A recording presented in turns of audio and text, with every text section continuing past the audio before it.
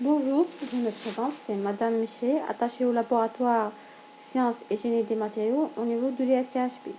Alors, dans le cadre de ce rencontre scientifique, j'ai l'honneur de vous présenter le résumé de mon travail intitulé Propriétés microstructurales et magnétiques des alliages cuivre-fer obtenus par rouaillage mécanique.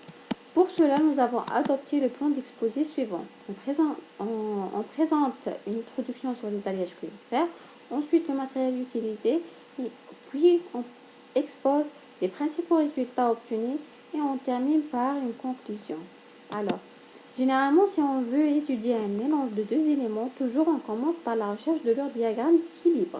Alors, la figure présente dans ce slide montre le diagramme d'équilibre du système cuivre-fer et on remarque une lacune de miscibilité, c'est-à-dire aucune phase intermédiaire n'a été reportée. En effet, la solubilité du fer dans le cuivre est de 2,8% à 1025 et de 1% à 800 degrés et 0,6% à 700 degrés. Et la miscibilité celle du cuivre dans le fer est de 0,8% à 800 degrés et 0,3% à 700 degrés. Alors, malgré l'existence de cette importante lacune miscibilité, des solutions solides cuivre-fer ont été réalisées dans de larges domaines de concentration par diverses techniques telles que l'évaporation thermique, la pulvérisation, la trempe rapide et également le broyage mécanique. L'élaboration par ces techniques au rééquilibre mène à la formation des solutions solides.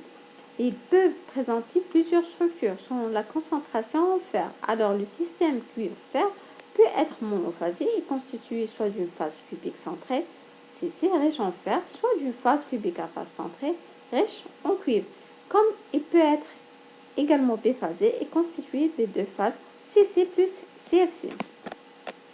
L'objectif principal de notre travail est de réussir la synthèse des alliages cuivre-fer par mécanosynthèse et étudier l'effet de la composition ou de proportion des éléments sur les propriétés structurales.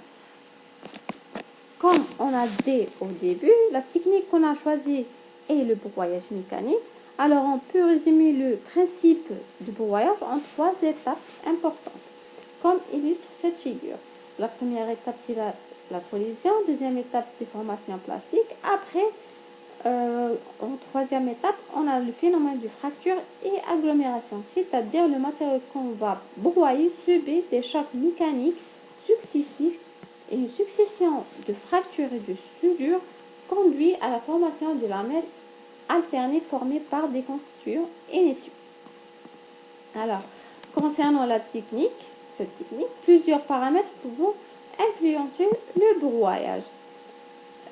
Les paramètres essentiels, c'est le type de broyeur, l'énergie de broyage, le temps de broyage, le rapport masse-bi et l'atmosphère et la température de broyage. Pour nos paramètres utilisés pour la synthèse, on a utilisé un broyeur planétaire avec une vitesse de 200 degrés et 30 heures de broyage et sous atmosphère d'argon.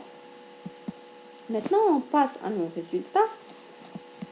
En regardant cette figure qui présente les diffractogrammes des échantillons avec différentes compositions et après 30 heures de broyage, on remarque que les pics de fer ont totalement disparu et les pics larges de la phase CFC sont observés. Nous avons également représenté en détail l'évolution des raies correspondant au pic 1, 1, 1 et cette superposition des raies montre un déplacement de ce pic vers les petits angles par rapport à celui du pic du cuivre pur. Alors, en effet, ce décalage vers les petits angles augmente lorsque la tenue en fer augmente.